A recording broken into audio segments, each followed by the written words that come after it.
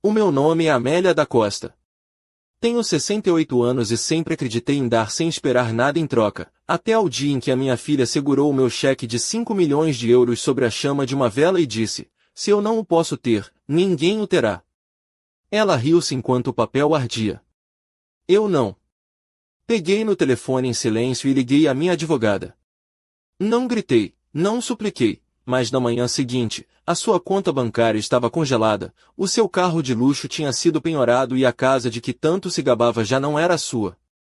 Algumas lições não se ensinam com raiva, ensinam-se em silêncio, com assinaturas e no momento oportuno. O papel parecia mais pesado do que devia, milhões de euros reduzidos a números impressos a tinta azul num cheque bancário. As letras, tão nítidas e precisas como as décadas de trabalho que representavam. Segurei o documento entre os dedos, sentindo o peso de tudo que construí a partir do nada. O escritório do notário, no chiado, cheirava a couro velho e a café forte, uma asterisco bica asterisco tirada há demasiado tempo. O doutor Magalhães tratava das minhas transações há mais de 20 anos, mas até ele parecia impressionado com a magnitude desta venda final. O Palacete de São Miguel, em Alfama, tinha sido a minha joia da coroa, a minha obra-prima, um imóvel histórico do século XVIII que resgatei da ruína quando todos me diziam que estava louca. Foram 5 anos de renovações, licenças da Câmara Municipal que testaram a paciência de um santo, e batalhas legais com a Direção-Geral do Patrimônio Cultural, mas no final, valeu cada dor de cabeça, cada noite em branco, cada cêntimo investido. O doutor Magalhães, ajeitando os óculos de aros de tartaruga, disse que tinha sido um prazer trabalhar comigo neste projeto, que aquele edifício era uma ruína quando o comprei. Sorri-lhe de leve. Aos 68 anos, aprendi que os sorrisos devem ser medidos, especialmente nos negócios.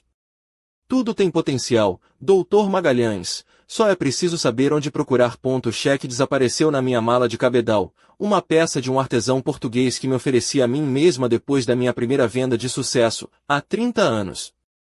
Algumas mulheres colecionam joias, eu colecionava propriedades, cada uma história de resistência e transformação. Tal como eu. A viagem de regresso à casa levou-me pelas ruas de Lisboa, onde os guindastes se erguiam como dedos acusadores contra o céu de outubro. Vi esta cidade mudar, crescer, reinventar-se. Eu tinha sido parte dessa transformação, comprando prédios esquecidos em bairros que ninguém queria, restaurando-os com as minhas próprias mãos quando o dinheiro escasseava, e vendendo quando o momento era o certo.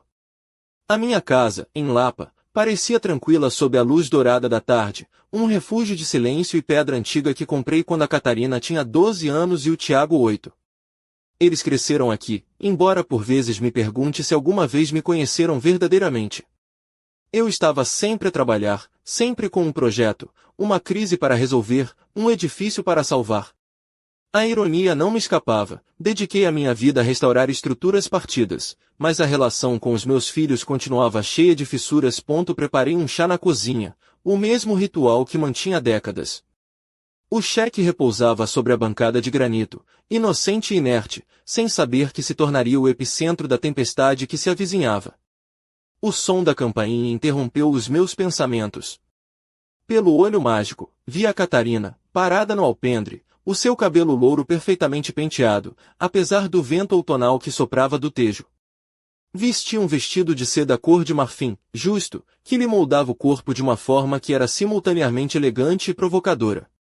Reconheci a marca do designer, provavelmente mais caro do que o salário mensal de muitas pessoas. Os seus sapatos de salto alto, de um vermelho perigoso, pareciam armas prontas a perfurar o chão de madeira antiga. O Ricardo estava atrás dela, com aquele sorriso estudado que aperfeiçoou durante os 15 anos de casamento com a minha filha. Um sorriso que nunca chegava aos seus olhos frios e calculistas. Mãe, disse a Catarina ao entrar, beijando-me a face com a precisão de quem cumpre um protocolo. 2 beijinhos no ar, sem qualquer contato real. O seu perfume, caro e avassalador, encheu o hall de entrada. Ouvimos dizer que finalmente vendeste o palacete. Que emocionante! As notícias viajam rápido nos círculos imobiliários de Lisboa. Perguntei-me quem lhes teria contado, embora na realidade não importasse. A Catarina tinha uma rede de contactos que a mantinha informada de todos os meus movimentos financeiros. Uma rede que eu, inadvertidamente, a ajudei a construir, sem me dar conta de que um dia se viraria contra mim. Sim, respondi simplesmente, conduzindo-os à sala de estar. Depois de 5 anos, encontrei o comprador certo. O Ricardo acomodou-se no sofá de couro como se fosse seu, com aquela familiaridade presunçosa que sempre me irritou. A Catarina sentou-se na beira da poltrona, os seus olhos já a perscrutar, a avaliar. Tinha herdado meu instinto para os negócios, mas não a minha paciência nem a minha ética de trabalho. Deve ter sido uma venda substancial, comentou o Ricardo, com aquela voz cuidadosamente modulada que usava quando queria algo. Aquele edifício tinha um potencial enorme. Tinha, pensei eu, até que eu lhe dei forma, até que investi anos da minha vida para o transformar em algo especial. Mas limitei-me a dizer, foi um bom investimento. A Catarina inclinou-se para a frente, as suas mãos com uma manicura perfeita entrelaçadas. As unhas, pintadas do mesmo vermelho agressivo dos sapatos, pareciam garras. Mãe, o Ricardo e eu estivemos a falar. Com a venda do edifício, este poderia ser o momento perfeito para reorganizar algumas coisas. Aí estava, o verdadeiro motivo da visita. Tomei um gole de chá, saboreando o calor e a pausa que me dava para observar a minha filha. Aos 43 anos, a Catarina continuava bonita, mas havia algo de desesperado nos seus olhos que não existia na sua juventude. Algo que me fez pensar no Ricardo e nos rumores que tinha ouvido sobre a sua empresa de consultoria. Reorganizar o quê, exatamente? Perguntei. Bem, a Catarina trocou um olhar rápido com o Ricardo. Sempre disseste que querias que o Tiago e eu fossemos parte do teu legado. E agora que tens esta liquidez, pensamos que poderia ser o momento de fazer essa transição. A palavra liquidez soou estranha nos seus lábios, demasiado técnica, demasiado ensaiada. Reconheci a mão do Ricardo naquela frase. Catarina, disse calmamente, tenho planos para esse dinheiro. Que tipo de planos? A sua voz tornou-se ligeiramente tensa. Um fundo fiduciário familiar, para garantir que as propriedades restantes são mantidas e geridas adequadamente para gerações futuras. Mas isso significa que vais continuar a controlar tudo. A Catarina levantou-se, a sua compostura a começar a estalar. Mãe, já tem 68 anos. Não achas que está na hora de confiares em nós? Confiar em nós. As palavras pairaram no ar como o fumo de cigarro. Olhei para minha filha, esta mulher que criei sozinha depois do divórcio, a quem dei todas as oportunidades que eu nunca tive. Vi os anos de jantares de família onde ela me criticava por trabalhar demasiado, as festas de final de ano da escola onde me culpava por não estar suficientemente presente, os casamentos e batizados onde me tratava como uma caixa multibanco com pernas. Catarina, disse eu, mantendo a voz firme. Trabalhei durante 40 anos para construir este patrimônio. Filo sozinha, enquanto vos criava ao Tiago, enquanto mantinha esta casa, enquanto pagava os vossos colégios privados e as vossas universidades.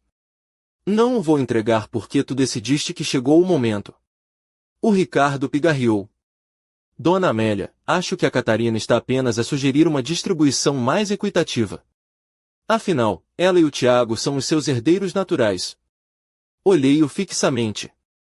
Ricardo, esta não é a tua conversa. O silêncio que se seguiu foi denso como o ar antes de uma trovoada. A Catarina passeava pela sala, os seus saltos a ecoar contra o chão de madeira. Reconheci os sinais. Estava a perder o controlo. E quando a Catarina perdia o controlo, as coisas ficavam feias. Sabes que mais, mãe? A Catarina virou-se para me encarar, os seus olhos a brilhar com uma fúria que eu raramente tinha visto. Toda a minha vida usaste o dinheiro como uma arma. Quando eu era criança, usavas o trabalho como desculpa para não estares presente. Tenho de trabalhar para vos dar segurança, dizias. Um dia vais entender, dizias. Bem, eu agora entendo. Entendo que sempre amaste mais os teus malditos prédios do que os teus próprios filhos. As palavras atingiram-me como bofetadas, cada uma cuidadosamente escolhida para magoar. Mas eu tinha enfrentado empresários cruéis, empreiteiros desonestos e banqueiros condescendentes. Uma filha manipuladora não me iria quebrar. Catarina, disse eu, levantando-me lentamente. Eu dei-te tudo o que pude. Paguei-te a universidade, o teu casamento, a entrada para vossa primeira casa em Cascais. Nunca te pedi para me pagares nada de volta. Mas isso não significa que tenhas direito à minha vida inteira. Metade, gritou ela, a sua voz estridente a quebrar a elegância forçada que sempre exibia. Só quero metade do que é justo. Suportei ter uma mãe fria e distante a vida toda, aquela que todos os nossos amigos temiam, a que nunca conseguia relaxar o suficiente para ser uma mãe a sério. Cada acusação era como um caco de vidro a enterrar-se em feridas antigas. Sim, eu tinha trabalhado muito.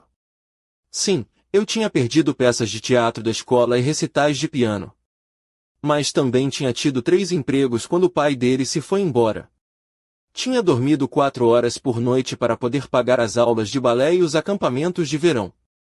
Tinha sacrificado tudo, os meus sonhos, a minha juventude, as minhas relações, para lhes dar uma vida que eu nunca tive. Não, disse eu, simplesmente. Não? Não vais receber metade do dinheiro da venda. Não vais receber nada até eu morrer. E só se decidires que me podes tratar com o respeito básico que qualquer ser humano merece. A Catarina ficou imóvel por um momento, como se não conseguisse processar o que tinha acabado de ouvir. Depois, algo se quebrou na sua expressão. És exatamente a mulher fria e egoísta que sempre pensei que fosses, disse ela, a sua voz a tremer de raiva. Toda a tua vida foi sobre o controlo, sobre manter-nos dependentes de ti para que não pudéssemos escapar. Ela caminhou até a minha mala, que estava pousada numa cadeira, abriu-a e tirou o cheque. Por um momento, pensei que o ia levar. Em vez disso, segurou-o no ar, como uma bandeira de guerra. O seu corpo, esguio e tenso dentro do vestido de seda, tremia de fúria. A luz da tarde incidia sobre ela, transformando-a numa silhueta de raiva e beleza trágica. Sabes que mais, mãe? Se não o podemos ter, então ninguém o terá. Antes que eu pudesse reagir, a Catarina tirou um isqueiro de prata polida da sua pequena carteira, o mesmo que usava para acender elegantemente as velas nos seus jantares perfeitos. A chama saltou, pequena e voraz, e lambeu o canto do cheque como uma língua faminta. Catarina, não, gritei, mas já era tarde demais. O papel curvou-se e enegreceu, os milhões de euros a transformarem-se em cinzas que flutuaram até ao chão de tábua corrida do meu salão como neve suja. A Catarina largou os restos carbonizados. A sua respiração estava ofegante, os seus olhos selvagens, uma mistura de triunfo e horror. O Ricardo não disse uma palavra, apenas ficou ali, a observar, a calcular. Sempre fora um espectador nos dramas da sua esposa. Nunca um participante, nunca responsável. Olhei para as cinzas aos meus pés, depois para minha filha, e de volta para as cinzas. 40 anos de trabalho reduzidos a pó por uma birra de adulta. Mas, surpreendentemente, não senti pânico. Não senti desespero.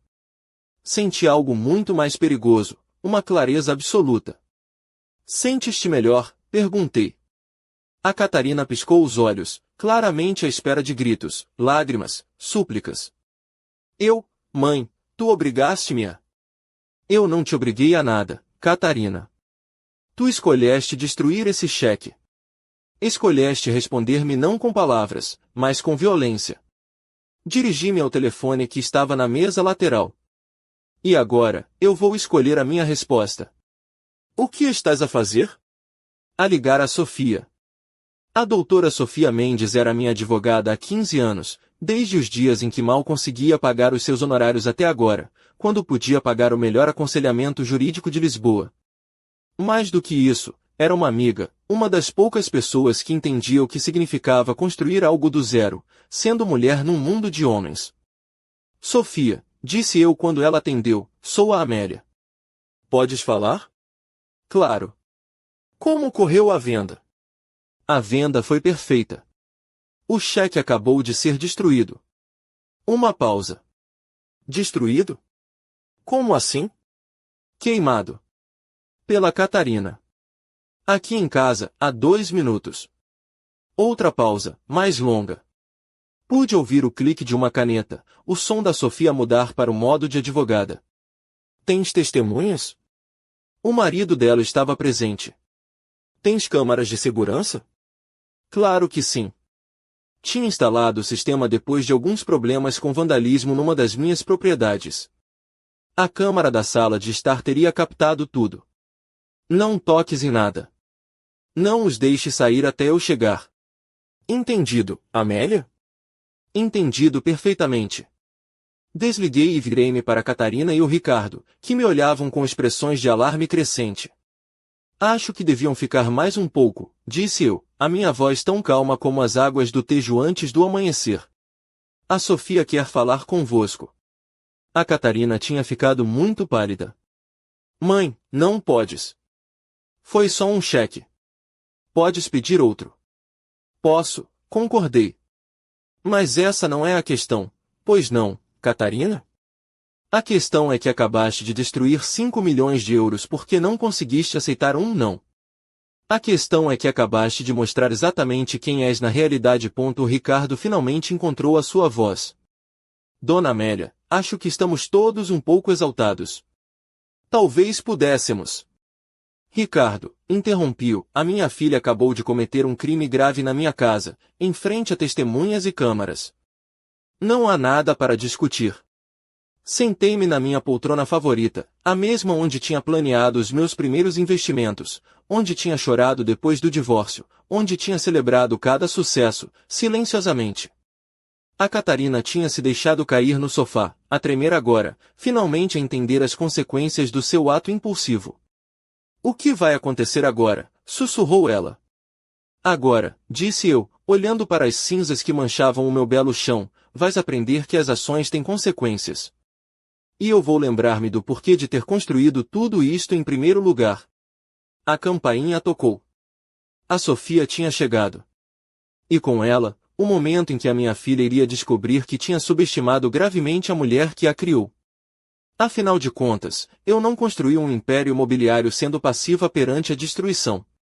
Estava na hora da Catarina aprender o que significava enfrentar Amélia da Costa quando ela decidia defender-se. A campainha da porta ressoou como o som da justiça a chegar. Levantei-me da poltrona, sentindo as articulações a protestar após a tensão dos últimos minutos, mas a minha mente estava mais clara do que nunca. As cinzas do cheque continuavam espalhadas pelo chão, um lembrete silencioso de até onde a minha filha tinha chegado no seu desespero. A Sofia entrou como um furacão contido num fato de saia e casaco negro. Aos 52 anos, tinha aperfeiçoado a arte da intimidação elegante, cabelo prateado apanhado num coque severo, óculos de aros dourados que refletiam a luz como escudos, e uma presença que podia fazer os oponentes mais arrogantes reconsiderarem as suas estratégias.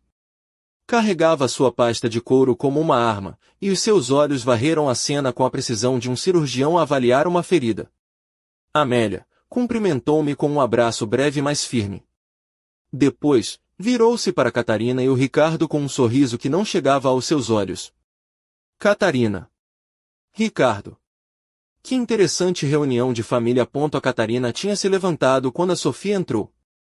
As suas mãos tremiam ligeiramente enquanto alisava a saia do vestido de seda, um gesto inútil para tentar recuperar uma compostura que já não existia. O Ricardo permanecia imóvel no sofá, mas eu podia ver os seus dedos a tamborilar nervosamente contra o joelho. Sofia, disse eu, apontando para os restos queimados, como podes ver, tivemos um pequeno incidente.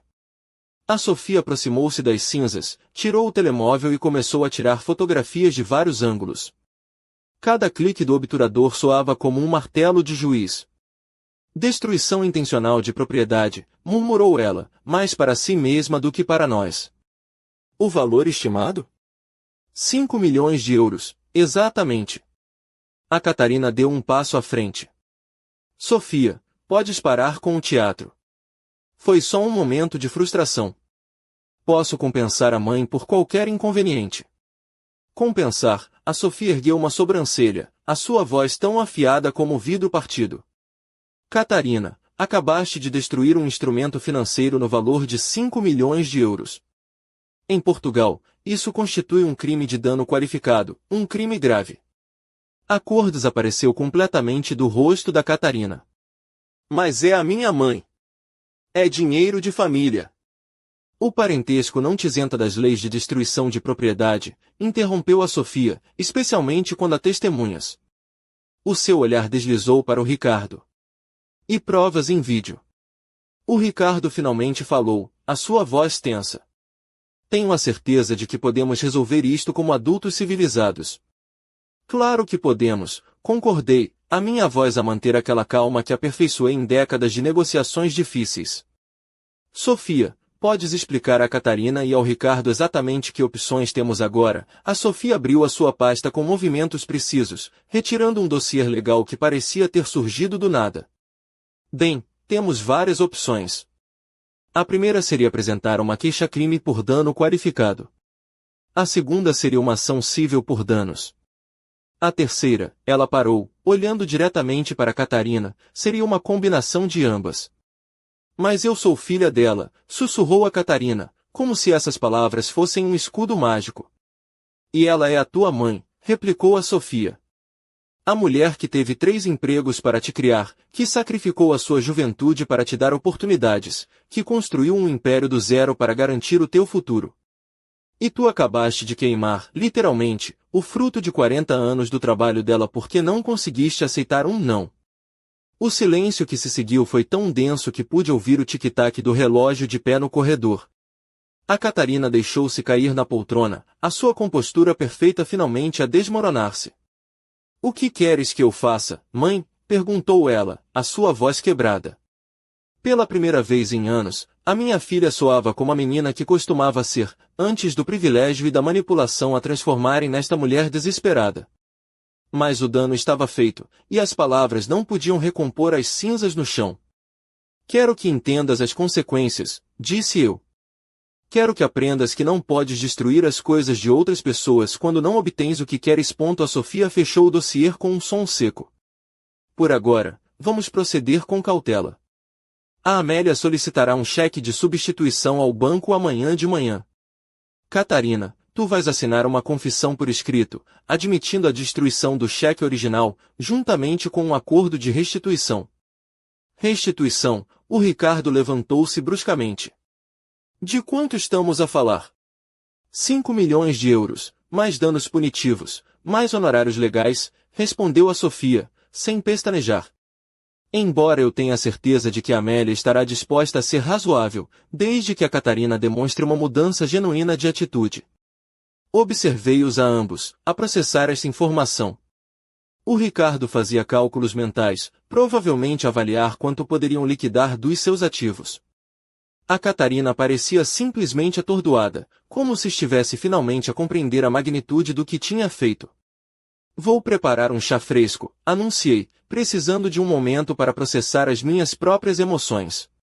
Sofia, podes acompanhar-me à cozinha. Na privacidade da minha cozinha, a Sofia encostou-se à bancada e estudou-me com aqueles olhos perspicazes que já viram demasiados dramas familiares.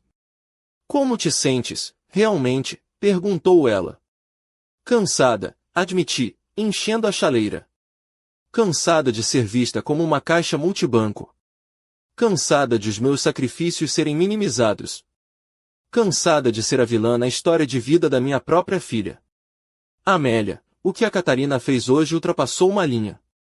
Não apenas legalmente, mas moralmente. Foste generosa com ela a vida toda. E ela respondeu com destruição. Eu sei. Coloquei a chaleira no fogão. O ritual familiar dava-me algo em que me concentrar. O que recomendas? A Sofia endireitou-se, a sua expressão tornando-se mais séria. Deixa-os acreditar que ganharam, por agora. Deixa-os pensar que esta confissão e o acordo de restituição são tudo o que vai acontecer. Mas amanhã começamos a fase 2. Congelamos o acesso deles às contas do Fundo Fiduciário Familiar. Revimos o teu testamento. Transferimos a propriedade de várias das tuas propriedades para um fundo fiduciário irrevogável, com o Tiago como herdeiro contingente. A sugestão atingiu-me como um soco. O Tiago. O meu filho, que se tinha mantido à distância de toda esta toxicidade familiar, que trabalhava como professor numa escola pública em Sintra porque acreditava em fazer a diferença, não em acumular riqueza. que me tinha ligado apenas 3 vezes no último ano, e cada conversa tinha sido educada, mas distante. O Tiago, perguntei a Sofia. Ele nem sequer fala comigo regularmente.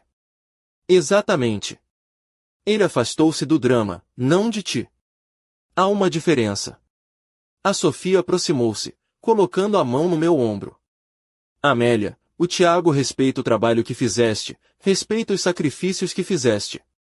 Ele só não suporta ver como a Catarina te manipula. As memórias inundaram-me como uma maré. O Tiago, aos 16 anos, a defender-me quando a Catarina me acusou de ter perdido a peça da escola por uma emergência no trabalho. O Tiago, na universidade, a ligar-me todos os domingos para saber como eu estava, nunca pedindo dinheiro, nunca se queixando. O Tiago, na sua formatura, a apresentar-me orgulhosamente aos seus professores como a mulher mais forte que conheço. Achas que ele aceitaria? Perguntei. Acho que o Tiago entende a responsabilidade. E acho que está na hora de teres uma conversa honesta com ele sobre o que realmente se tem passado aqui. A chaleira começou a apitar, um som agudo que cortou os meus pensamentos. Quando voltamos ao salão com o tabuleiro do chá, a Catarina e o Ricardo estavam a sussurrar furiosamente no sofá. Separaram-se quando entramos, as suas expressões culpadas como crianças apanhadas em travessuras. Estivemos a discutir, disse o Ricardo. E queremos pedir desculpa. A Catarina está estressada com alguns problemas financeiros que temos enfrentado, e reagiu mal problemas financeiros. Aí estava a verdade, a emergir finalmente como azeite na água. Não se tratava de feridas emocionais da infância ou de justiça familiar. Tratava-se de dinheiro, puro e simples. Que tipo de problemas financeiros? Perguntei, mantendo a voz neutra. A Catarina e o Ricardo trocaram outro olhar. A empresa do Ricardo teve alguns contratempos, admitiu a Catarina. E tivemos de usar algumas das contas do fundo fiduciário para cobrir despesas. A Sofia e eu olhamo-nos. As contas do fundo fiduciário que eu tinha estabelecido para emergências familiares, com a condição explícita de que qualquer levantamento tinha de ser aprovado por mim. Quanto? Perguntou a Sofia. O telefone tocou 5 vezes antes de o Tiago atender, e em cada toque senti o peso dos anos de distância entre nós. Quando finalmente ouvi a sua voz, mais profunda agora aos 35 anos, mas ainda com aquela cadência cuidadosa que desenvolvera em criança, quase desliguei. Mãe? Está tudo bem? São quase 10 da noite. Comecei, sem saber exatamente como explicar o que acontecerá nas últimas 3 horas. Sim, estou bem, mas preciso de te ver amanhã. Aconteceu uma coisa com a Catarina, e é complicado. Uma longa pausa. Pude ouvir música de fundo, algo clássico e suave. Provavelmente estava a corrigir testes ou a preparar aulas, como fazia todas as noites. O meu filho, o professor, quis escolher uma vida de propósito em vez de uma vida de lucro. A Catarina fez alguma coisa. Não havia surpresa na sua voz, apenas uma resignação cansada. Sim. Algo ilegal. A pergunta que se seguiu surpreendeu-me pela sua precisão. Por que perguntas isso? Porque a conheço, mãe. E por que é que o Ricardo me tem ligado nas últimas 2 semanas a perguntar sobre oportunidades de investimento e se eu sabia quando ias vender o palacete? O meu estômago afundou-se. O Ricardo tem te ligado? Sim. Disse-lhe que não falava contigo sobre negócios, mas ele continuou a insistir. Algo sobre assegurar o futuro da família. O Tiago suspirou. Devia ter te dito, mas pensei que era só o Ricardo a ser o Ricardo. Tiago, podes vir amanhã de manhã às 9, antes de a Sofia chegar? A Sofia está envolvida, outra pausa. Mãe, o que é que a Catarina fez exatamente? Amanhã, repeti. Por favor. Estarei aí. Depois de desligar, fiquei sentada na escuridão do meu salão, a processar esta nova informação. O Ricardo andava a sondar o Tiago, a preparar o terreno. Isto não tinha sido um ato impulsivo da Catarina. Tinha sido planeado, calculado. A constatação encheu-me de uma frieza que era simultaneamente libertadora e aterradora. A manhã chegou cinzenta e úmida, típica de um outubro lisboeta. Acordei antes do amanhecer, como fazia há 40 anos, e preparei café enquanto verificava os e-mails no meu telemóvel. 3 mensagens do banco a confirmar o cancelamento do cheque original e o processo para emitir um novo. 2 da Sofia, com atualizações legais em que estivera a trabalhar até tarde. E uma que me fez parar. O remetente era um endereço de e-mail anônimo, mas o assunto era claro, a verdade sobre Amélia da Costa. Abri a mensagem com os dedos a tremer. A comunidade de Lisboa merece saber como Amélia da Costa trata a sua própria família. Uma mãe que coloca o dinheiro à frente dos filhos. Uma mulher que usa sua riqueza como arma contra aqueles que deveriam ser os seus entes mais queridos. Mais detalhes em breve.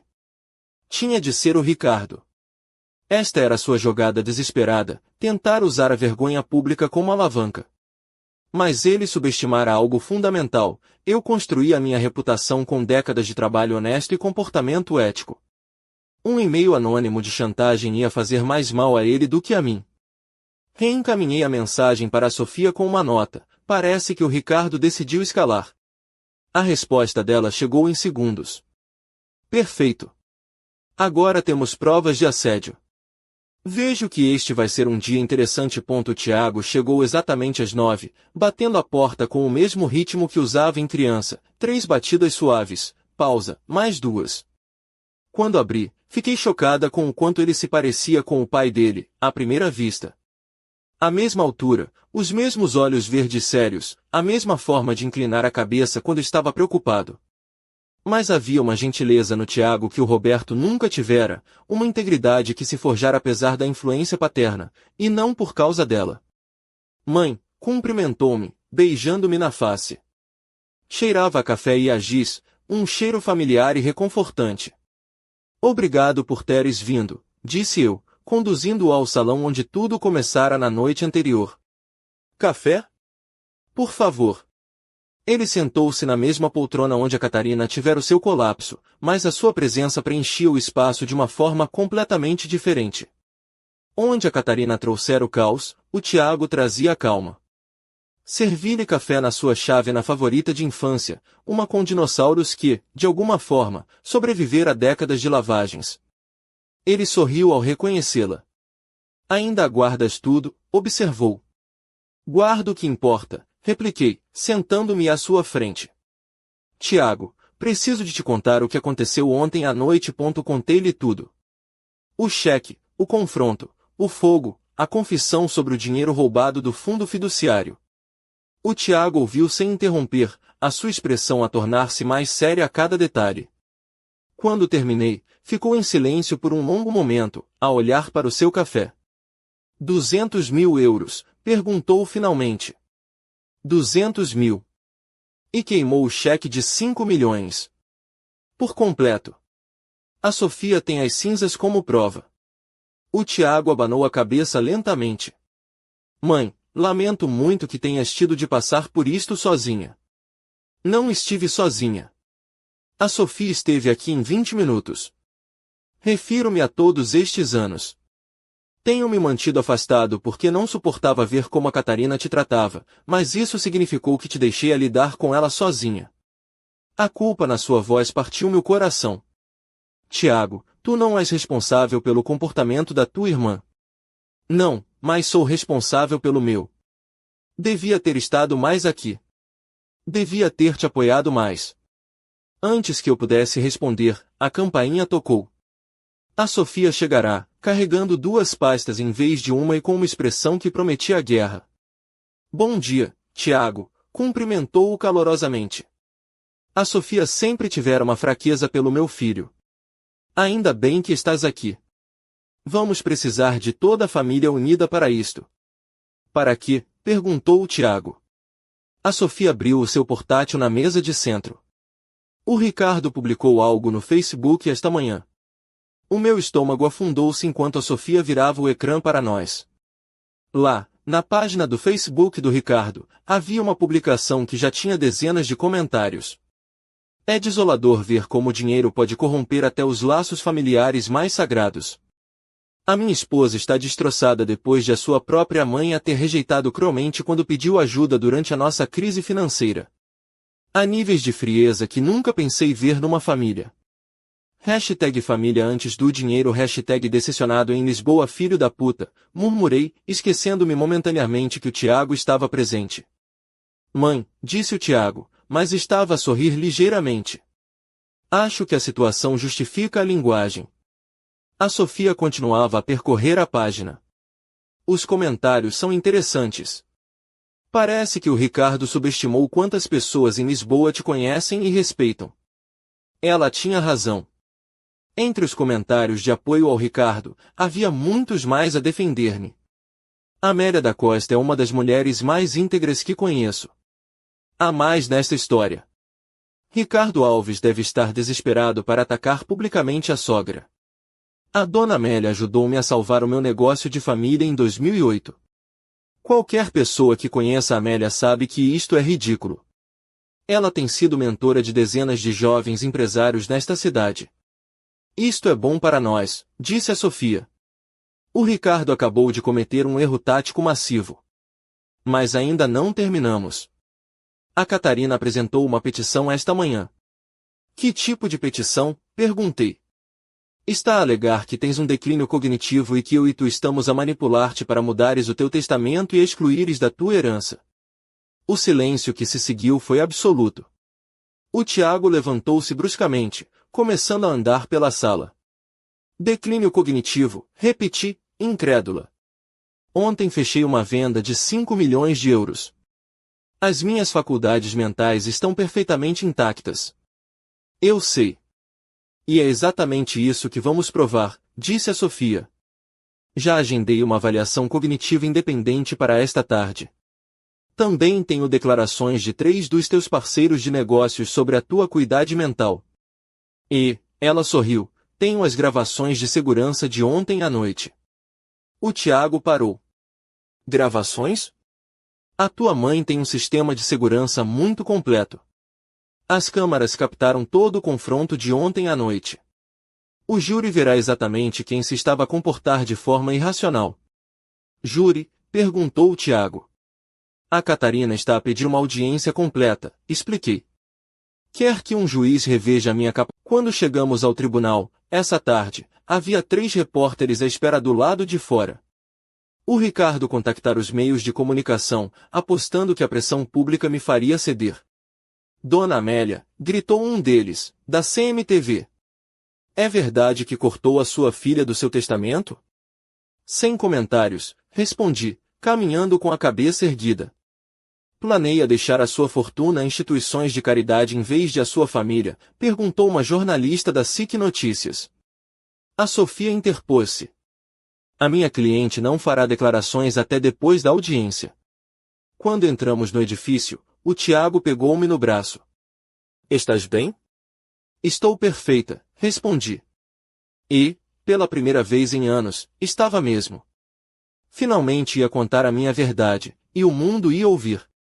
No elevador para o 7º andar, a Sofia preparou-me para o que viria. A Catarina vai tentar pintar-te como uma mãe fria e calculista. Vai falar da tua ausência em eventos da infância, sobre como deste prioridade ao trabalho em detrimento da família. Tudo isso é verdade, admiti. Sim, mas também é incompleto. O nosso trabalho é contar a história completa.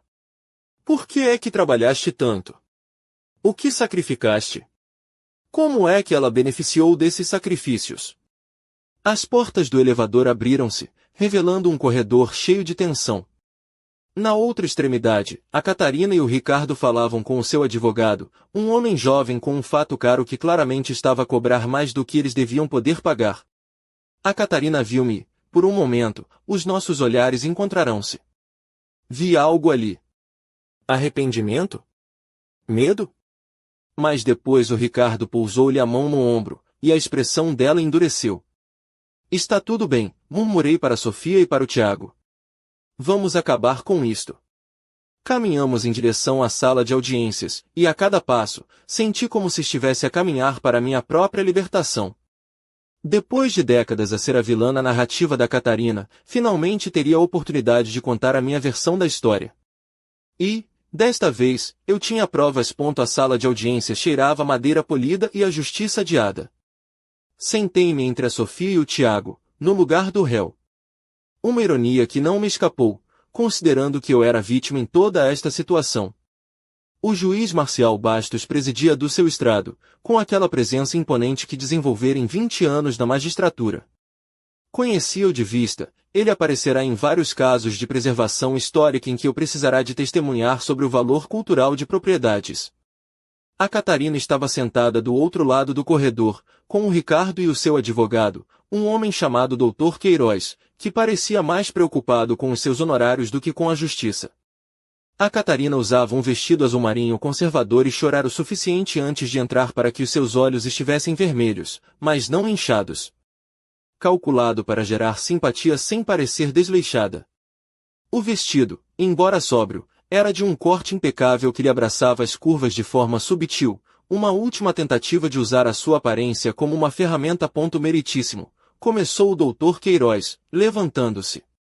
A minha cliente está aqui hoje com o coração partido, preocupada com o bem-estar mental da sua mãe. Os eventos da noite passada demonstram um padrão preocupante de comportamento errático e vingativo.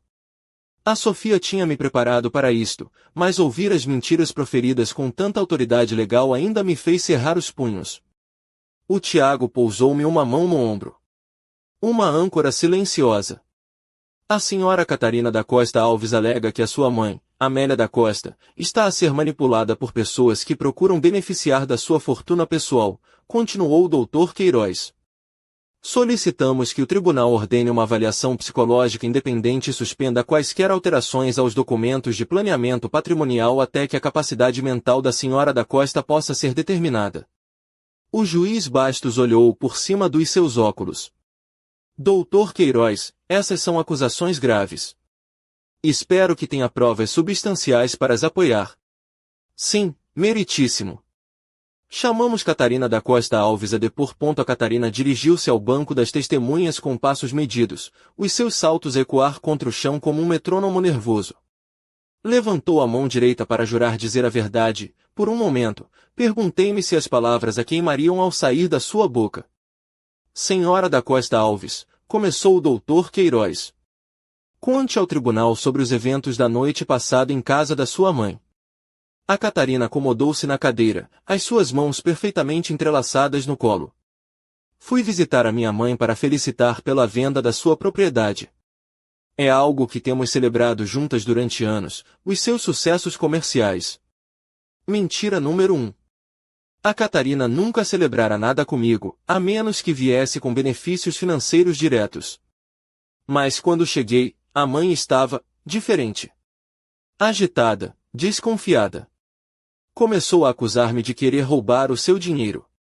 A sua voz quebrou-se ligeiramente. Ela nunca me tinha falado com tanto ódio. Era como se não me reconhecesse como sua filha. E o que aconteceu depois? Tentei acalmá-la, argumentar com ela, mas ela ficou cada vez mais alterada. Começou a gritar sobre como eu não merecia nada, sobre como eu tinha sido um fardo a vida toda. A Catarina limpou uma lágrima que, convenientemente, rolou pela sua bochecha. E depois ela tirou um cheque e ameaçou queimá-lo à minha frente para provar o seu ponto de vista. Mentira número 2. Tão elaborada que quase aplaudi a sua criatividade. A sua mãe queimou o cheque? Perguntou o Dr. Queiroz. Não, eu tentei impedi-la, e na luta, o cheque incendiou-se acidentalmente. Foi horrível. 5 milhões de euros destruídos porque a minha mãe estava a ter algum tipo de episódio mental. O tribunal estava em silêncio. Até a estenógrafa parara de escrever momentaneamente. A Catarina transformará a sua birra destrutiva num ato de amor filial heróico.